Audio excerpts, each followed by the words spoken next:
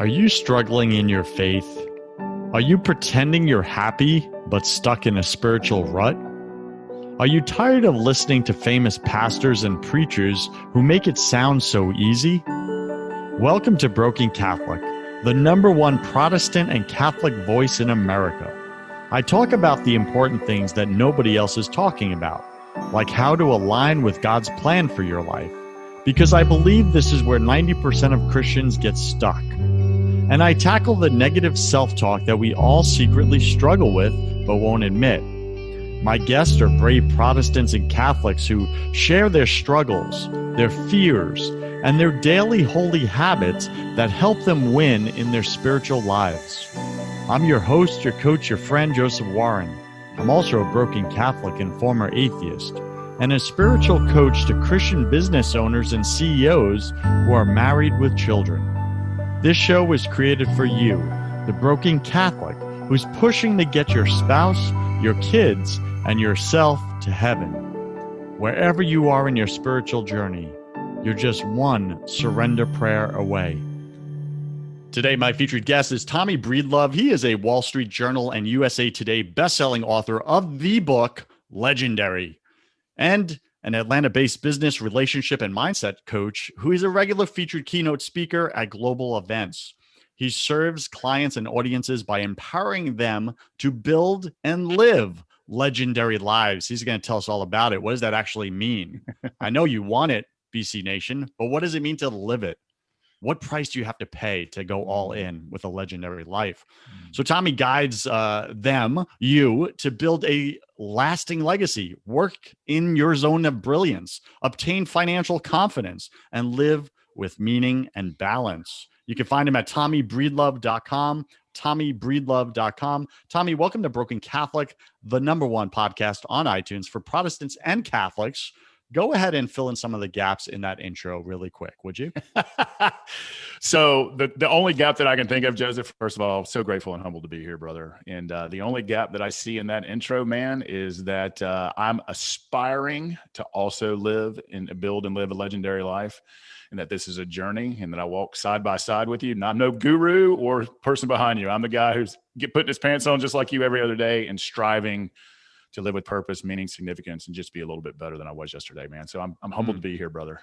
That's awesome. Welcome to the show. So take a minute, share something personal about you that very few people in your business life actually know. Well, I think in my business life, so I've done a really nice job of being as authentic and vulnerable as I possibly can be. I think right now, one of my biggest struggles in life that I don't share probably as much, that I need help with, is surrendering. Just letting go and trusting that, God and everything that it is has a bigger and better plan. And the moment I start forcing or over pushing or getting out of balance and not living my truth and start trying to make things happen to meet these goals and looking at myself as, why do I need that whatever that goal is, and surrendering and letting go. And so over my left shoulder, which people can't see, is a giant word, surrender. And that's not quitting, but letting go, letting God be in charge, take action with intention, and let it go. And it's been a lifelong struggle, brother. So that's probably what people don't know about me right now is every day in my gratitude journal, I'm writing, thank you, Tommy, for taking action with intention and surrendering. And that's just a reminder that, hey, put this out into the world, surrender, let go. And so that's what people probably don't know about me right now. It's brilliant. We're all struggling with it. And for whatever reason, God put you on the show with the guy who specializes in surrendering. And that's the #1 thing I teach in all my coaching is the surrender principle, right? I coined it and everything. And it's, how do you actually, what does it look like to take God at his biblical promises, to actually put all your faith in him for your finances, for his provisions, for all of it? How do you go from a life of self-reliance to a life of God reliance? What does that actually look like? What's the mechanism that will take you there? Because deep down as men, women too, we crave it. We're not just wired for it. We're made for it. We're made for surrender to God. And that's why nothing else satisfies, right? What shows up for you in that, bro? So what shows up for me is the constant reminder. I like to say I'm a recovering perfectionist.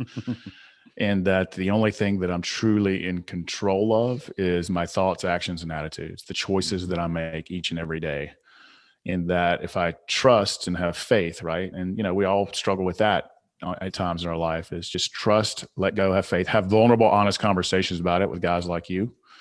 To know that I'm not alone in my struggle. I think so many of us think we're alone in our struggles, our desires, our thoughts, our insecurities, our fears. And so for me, it's just a constant reminder. And here's the truth, brother, is every time I try to push and not surrender and force and fight, and I just get kicked in the head pretty hard, rightfully so. And when I let go, through prayer, through meditation, through authentic conversations, through reminders and accountability to myself and my values, it just always works out for the best. And we were talking offline, Joseph. One of the things, I come from a scarcity based family. There was never going to be enough, and a lot of fear, a lot of financial insecurity. I grew up pretty humble beginnings, and my wife and I, thank God, she's on the abundant side of life, which helps balance me out, right? We just did a significant purchase up there in North Georgia, and for us to trust and believe and have faith and know this is something bigger than us. And I would have never in a million years thought that was possible in my life.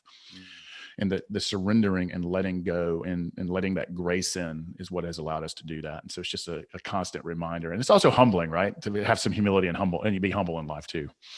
It really is, right? I think that's why God wants us dependent on him, because when we're not, we start to take credit for our blessings, for the favor.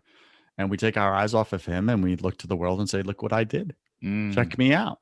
I did that. I worked hard. I put in the 18-hour days. Me. Not realizing that, yeah, we put in the effort, but God created the results, the outcomes. The word deserve. Yeah. What a crazy word that is. I deserve this. I'll tell you what I deserve based on my poor choices over my life. Indeed. Is that word, I deserve this, and I think it's hard too. And something that I think it's becoming more and more evident is, the Instagram fabulous, the Facebook fabulous, the LinkedIn vanity. And, it's that whole battle of envy and pride, right? Envy is I want to be like this and perfect like them and have what they have. And it's just all ego, and there's no God in that. And then there's pride. Well, I'm better than them, and that's all. Those things are just disgusting. And so, and I'm saying that to me, not to the audience. We're saying it to you, BC Nation. Tommy's just swinging punches. I'm also saying it to myself, I'm in the job where I get to look in the mirror all day long. All right, Tommy, you're coaching this, you're talking about this, but brother, you're not doing it. So Tommy, let's go there for a second. Where do you feel you're showing up as an imposter in your own life? If you would have asked me that last year, I would have said in my marriage. And I do a lot of relationship coaching. I felt like I allowed my marriage to become a business partnership as opposed to a friendship of love and marriage and equality. I think sometimes resentment kicked in, and I saw, it's kind of crazy. The person that I've been with now, married 20 years and with 25 years, that seeing her as the enemy, how crazy is that? Maybe putting clients, business, life. I mean, I don't know where she was on the list, but she was way down. And reprioritizing that, re-seeing my wife, the little girl, the love of my life, the one I want to take to dinner, my best friend, and she truly is my best friend, but not seeing her as a business partner or a competitor. And in some situations, taking it for granted. And the saddest thing to say is every now and then seeing her as an enemy. And I'm like, what? She's just here for you, man, unconditionally. And that's my limiting beliefs. That's my childhood. That's that not surrendering. All of that kicked in. I would say that last year, where I would say, and I've worked hard on that with my mentors, my coaches, my journaling, my prayers. I've got 11 men to kick me in the face on a regular basis and ask me about it. So that helps. And I'm sure you pay them to do that. I do. So that you'll actually take their advice because you want to get your money's worth. I do. And, but also it comes down to my personal accountability and my value system. So that's where I would say, right now, I guess where maybe I'm not showing up is I have certain expectations of others, that are expectations on myself, especially in the political, social, and goodness realm. And I'll hold them with my thoughts and my words super accountable to something that I see in myself, that I take it out on them and not me. And so, it's interesting. I think we live in a mirror, is when something that someone else does is so intolerable, but we're doing it ourselves. And so that I just need to live with grace, gratitude, and love, and see the goodness, learning, and love in everyone, and stop the darn judging. Because what I'm really doing is judging myself. And they're not the enemy, and I'm not the enemy. And so I think those are the two areas, man. That's as honest and raw as I can get, brother. That is very real. And thank you. I acknowledge you for being that transparent. BC Nation, did Tommy bring up something in you? Did he bring up something that you dislike about yourself that you're projecting on others and then making them wrong about it? Yeah, we try to control others because we're not willing to take responsibility for our own behavior. Isn't that true? We do it to our wives, our husbands, our kids, our employees, random people on social media, and then we duck and hide because you're a bunch of trolls, right? Like, think about that for a second. We're not willing to go in and do the bleeping work on ourselves, so we tell others to change them, so that we have some feeling of control, because the truth is, deep down, we all feel powerless, don't we? Powerless over our own lives, our outcomes, our relationship with God, our finances, our marriage, our parenting, all of it. We feel powerless. Just admit it. Own it. Tommy did. I do. It's your turn. Amen, brother. Right? Am I off here, Tommy, or am I speaking right to it? You're speaking right to it. And I think having these conversations, and I think what we're doing right now is giving people the gift of going second. It takes someone to stand up and say, I don't have all this figured out, that I need help. I don't have the answers. I have questions. I have fears. I have insecurities. I have faults. Help. And I love what you said, lean in and do the work. And I'm a firm believer in building your heart, mind, and spirit muscles. Work on it every single day, journaling, prayer, readings, affirmations, you name it. I'm doing it. And so that I can be a little bit better each and every day, and to lean in and do the deep work and look within and know that we don't have it figured out, that we're humans, that we need to live with forgiveness, compassion, but to ourselves, For real. Also, but so knowing we're not alone, right? Let me ask you a very revealing question here, because you're in the self-improvement, peak performance space, yes? Yes. Okay. I've spent all my 20s and 30s in self-development and doing the inner work and letting go of all that generational dysfunction, skadoosh. I didn't create, but man, it was put on me, those shackles. And for me, self-improvement only got me so far, but it didn't take me all the way. Like, I came up short of the finish line every single time. And I'm just wondering, is it the same for you? Has it been the same for you? And if you could be real and honest, because I know it is your profession, and it may be a little like, ooh, I'm not sure I want to put a ding in that shiny look of that thing. But self-development, where does it fall short in your own life? Where something's missing? And you're an expert. You've done it all. You've paid the top guys out there. They've coached you. Still do. Still do. Where does it fall short in your number one struggle, like surrendering, letting go? Like, where does it fall short, dude? I think where it falls short right now is, and maybe this will be a lifelong journey for me, is unconditional self-love, self-confidence, and self-respect. Similar to you, I'm accountable to all of my actions and choices. But I come from pretty tough start. And as a puppy, I was taught that I was not lovable, was not good enough in physical and a whole bunch of other ways that not worth talking about. But to this day, not letting, I had a mentor tell me one time that don't be mean to me. That's my job. Mm-hmm. And where I fall short is, what I love about what I do for a living is I get to own that. I get to say, brother, I'm walking right next to you. You're struggling with that right now. I'm struggling with that right now. Here's the tools that I'm showing up with, and sharpening or unsharpening or putting this tool down and picking this tool up is knowing that none of us, even the guru of the gurus, I think there was one person that actually had it all figured out. And I think this podcast is based on that. JC, our man. And JC, our man. But for the rest of us, how shiny we are or what we put out on Facebook is, I think the best coaches in the world struggle. I think they talk about their struggles. I think that we don't have it all figured out, that I want to be a better husband, a better father, a better leader, a better man. I want to love myself a little more because I hear there's unconditional love out there. So why, from God, why can't I lighten up on myself a little bit, give myself a little credit, not move to the next thing? And so for me, the constant battle is self-respect, self-love, knowing that I'll never get to perfectionism. I'm never in control. And like life, and here's the truth, brother. And I have to remind myself this too, man. Life is so preciously short. And it is just one giant goodbye.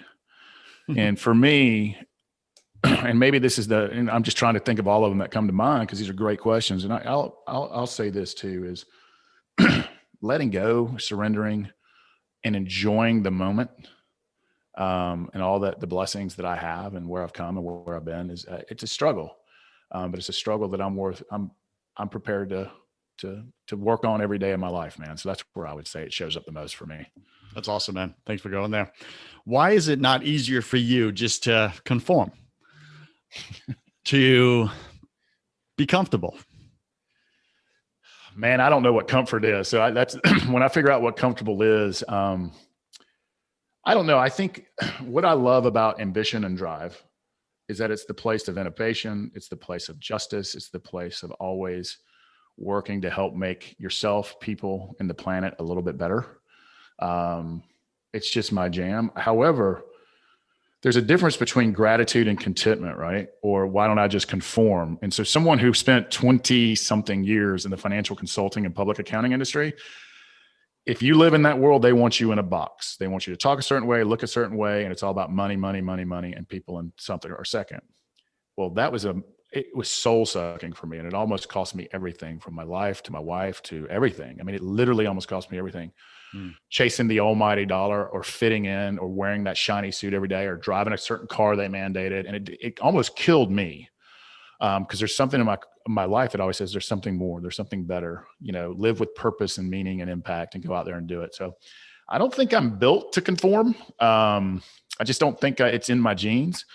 I am a humanity loving person. I give sometimes to a fault. We talked about that before the show. We have to say no. I don't want to conform, brother. I want to constantly push my boundaries, but I also want to rest. I want to laugh. I want to love, and I want to have fun along the way. And that goes back to the struggle that I'm having. And so, but coming on shows like this and getting down and getting real, it's all the goodness, man. That's why we do this, right? That's right, man. Someone booked you on the Surrender Guys podcast. Like, what? And that's the number one struggle? What? Come on now. It's literally written right there, 4 feet from my left shoulder. So cool. So cool, man. All right. Speak to me about some of the clients you get to work with as far as what they're dealing with. What has been one or more of the top tools you've given them in these types of struggles that you're dealing with yourself that take them from unworkability to workability? Yeah. So I'm very blessed because of my prior background, being an international practice leader, a board member, a senior partner at a big financial firm, that I get credibility and I've gained credibility with some very powerful men. And I'm mostly, my message is universal, but I deal with men because some of the things they come to me for, here's what they come to me for. And this is the truth. They don't know it. So you sell them what they want. They want to be a better leader. They want to be more powerful. They want to make more money, and they want status and respect. That's what these men want, the truth. And if they say otherwise, they're lying. So whether that's more time, a better network, more money, a better leader, the next big deal, whatever it is, here's what they need. And this is the truth. They need a better relationship with their family, themselves, and their wives. 100% of them have problems in their relationships, like all of us do. By the way, we're not alone. It's peaks and valleys. All of them on some level struggle with self-confidence. Even, and that manifests itself in arrogance or buying the third Porsche so that I feel important. But really, that's not a solid foundation. So one of the tools I help them get on a solid foundation of self-confidence, self-respect, self-love, same stuff, by the way, that I'm struggling with, through tools of gratitude, forgiveness, letting go of the past, meditations, prayer. And it's not if life happens, it's when. And so if the cars or the status or the money, or God willing, hopefully this doesn't the family goes away, what are you standing on? Are you standing with God? Are you standing on a solid foundation? Are you doing the inner work? So the tools that we talk about and give is to help them be more confident, more courageous, more loving men, which, by the way, that's the surrender piece that you and I keep talking about. And when we get there, it's amazing what appears in our lives, from success to peace of mind to happiness to love to better leaderships to better business opportunities. And so it's a dance that I play with these ambitious. And by the way, when men show up with without confidence, it shows up in arrogance. It shows up in certainty. It shows up in I know it all. Can't ask for help. And by the way, the guys who can't ask for help, they end up imploding. And so there's a billion tips we give and do. And when people work with me, whether it's in a mastermind group or one-on-one setting, I have certain non-negotiables. I'm going to give you what they are. Is they must do a formal gratitude practice. We must work on forgiveness. You need to start meditation. So become proactive and not reactive, right? To be more present. And we work on certain spiritual muscles. So I require them every single day. And there's certain readings every day, from the Bible to the Daily Stoic and some other stuff. We've got this 30 to 45 minute process that we start rewiring the not good enoughs, the can't do's, the what if they figure out I really don't know what I'm doing, and all that stuff that's in our heads and minds. I require that they do that, because if they're not doing that, if they're not willing to look in the mirror and to be a little bit better emotionally, mentally, spiritually, none of this external stuff is going to matter. So those are some of the tools that I require. And then depending on the person and what they've been through and where they're going and where they want to go and their aspirations, and truly building them a life. Legendary is not something that we give to ourselves because people would laugh at us like, oh, Tommy Breedlove's a legend. We're like, whatever, dude. But whatever that life of your dreams, that legendary life looks like for you, that other people will give to you. Hey, he was a legend in goodness. He was a legend in giving. He was a legend in love. He was a legend in helping people surrender. It was whatever that life looks like. Let's build all the systems and tools to get there. But it starts with you and the inner game first. And I'm absolutely advocate for that. Huge, powerful. BC Nation, Tommy Breedlove. This guy's a rock star. I like it. Aspiring. He's got the long, wavy rock star hair too, man. Tommy, real question before we wrap up this conversation. Where are you currently resisting God working in your life right now? Where am I currently resisting God and working in my life right now? BC Nation, same question for you as Tommy's sitting with that. Sit with it yourself. Here's the hint. It's typically the area of your life that's not working or you wish was working better. I'm going to go back to this. I think, and I love what your podcast is and what it stands for, is certain brands of, I've been heavily involved in some Christian masterminds, heavily involved. And seeing the love, light, and goodness and not judging. I have certain core beliefs, right, wrong, or indifferent, about equality, about people having, what would JC do, right? And the love, the showing the way. And I have a real problem, and this has been a lifelong problem, that when I perceive that people are bullying people in the name of God, that I become the bigger bully.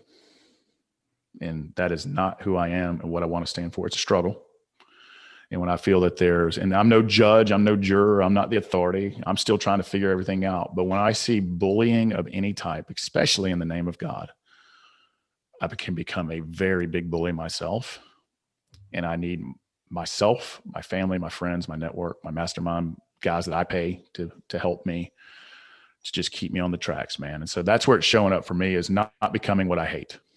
And hate is a very strong word for me. I don't like using it, but I truly do despise bullying of any type. And I don't want to become what I don't like. It's powerful, powerful, powerful, powerful. BC Nation, what did you come up with? Write it down. Sit with that. Bring it to God this week. I challenge you. Have the real conversation with God. Like, own up to what you actually have been holding back from him. Tell him. By the way, he already knows. Shh. He made you. He's in your heart. He already knows. He wants to hear from your lips. Just like any father wants their child to come to them and tell them what they're really dealing with, what they're really feeling. Even if they're angry at dad, come tell me you're angry. Share it. Get it all out. Our Heavenly Father is the same. So I just challenge you this week, take it to God, have an open, honest, raw, real conversation with him. His shoulders are bigger than the world. He can take it. Beautiful. So many, right, Tommy? So many times we think like God's this fragile piece of glass. Oh, I can't say anything but holy things to him. Who the bleep are you? Right. Right? To humanize God. Right. He's God. Like, it makes me laugh sometimes. And I'm speaking to myself in my own past, right? Because I used to do that.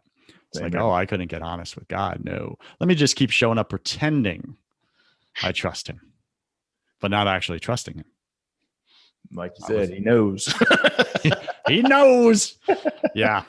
All right. So we're speaking with Tommy Breedlove. You can find him at TommyBreedlove.com. Tommy, welcome to my favorite part of the show. Welcome to the confession round. Yeah. I'm going to ask you 10 quick fire questions. You'll have about 3 seconds to answer each. Don't overthink it. It's just for fun. You like fun. Are you ready? Ready to rock. All right. What's your favorite thing about God? Love. What's your least favorite thing about God? Fear. Got it. What are you most afraid of? Dying. Dying. Yeah. Which, how crazy is that? That is interesting, sir. We could do 10 episodes on that one. I was just thinking that. I'm like, there's some conflict of interest there, buddy. Oh, yeah, totally. Surrender, right? Surrendering. There's a few contradictions in there. That's interesting. Faith, surrender. It's truth. All right. And I typically ask your number one struggle, but I think you've shared it very courageously, surrendering and letting go. What did you spend way too much time doing this past year? Social media, for sure. Letting all that junk in? Oh, garbage in, garbage out. Look at that, huh? What secret fear do you have about people? That people scare me, honestly. And so my secret fear is the selfishness. Like, we are very selfish creatures, and it's just amazing, including myself. What do you wish you had learned sooner about God? The love part. I was taught to fear God and unconditionally fear God. The love part. Everyone failed to tell me that, and told me that I was really a horrible person, and I believed it. And so the love part is it's kind of the whole thing. It's kind of the whole thing. Tommy, we must have grew up in the same neighborhood or next door to each other, because I was raised the same way, right? Yeah. And more of a God as a tyrant to be feared, right? Which is more the Muslim approach, right? God is ruler, master, but not father. Right. And not friend, not father, not guide. Exactly. Yeah, for sure. What's a new habit you want to create in your life? The new habit I'm creating this year, we'll say surrender, but the new habit is every week we take a look back on the week, and every night, I'll even go a step further. Every night and every week we look back on the day and week with gratitude. Helps us get present, helps us to know what we have, what we've accomplished, and where we're going. And so gratitude is the biggest habit this year, but taking gratitude on steroids. Got it. What's a bad habit you want to break? Oh, eating. If it's bad for you, it's a thing for me. I love pizza and ice cream and cake. I also like to exercise, which is a good thing. But man, just balancing out. So I don't have to have wings and pizza 6 days a week. Maybe have a salad, brother. Have a salad, brother. Because I'm getting older and I can't work it off as good as I used to. Preach, man. Pick 3 words to describe who you are now. A seeker, a listener, and truly a lover. Got it. Pick 3 words to describe who you were before you started surrendering to God. Scared little boy, insecure, and as a result of those 2, arrogant. Man, I think you just summed up 99.8% of men. Yep. And last question. Tommy, if you could come back to life after you died, look your family, your wife, your kids, your friends in the eye. Give them only one piece of advice about everything, all of it, life, eternity, love, happiness, all of it. What would you say to them? Participate in your own rescue. That's what I would say to them. God can guide you, but eventually you've got to look in the mirror and know that's the problem and the solution, and all the answers are out there. but we must participate in our own rescue and find the lifeboat, swim to safety. It's the old cliche, God help me, and the helicopter and the boat and the people come, and God help me, is you've got to participate in your own rescue. That's brilliant. Any final wisdom? What's the one thing you want my listener to know about deepening the relationship with God and surrendering finally to him for real versus not? Yeah, I think it's these things go hand in hand. And this whole discussion has reminded me of this: is we are not alone. Don't think you're some unlovable freak who's not valuable, lovable. That's not true. God loves you. It's just time to start for you loving you a little bit. That you're not alone in your fears, insecurities, and regardless, like we were talking about, no matter what you've been through or mistake you've made, is you can always stop living the story you tell yourself and start living your life. Know you're not alone, and stop living that story that's been told to you or you tell yourself, and start living your life. Amen, brother. All right, BC Nation, we have had the honor, the privilege of hanging out today with Tommy Breedlove. He's a Wall Street Journal and USA Today bestselling author of the book, Legendary. Tommy, where can BC Nation go get your book? It is at all of your favorite bookstores in any format that you want. If you like my Southern accent, I'm the one reading it to you if you get the Audible.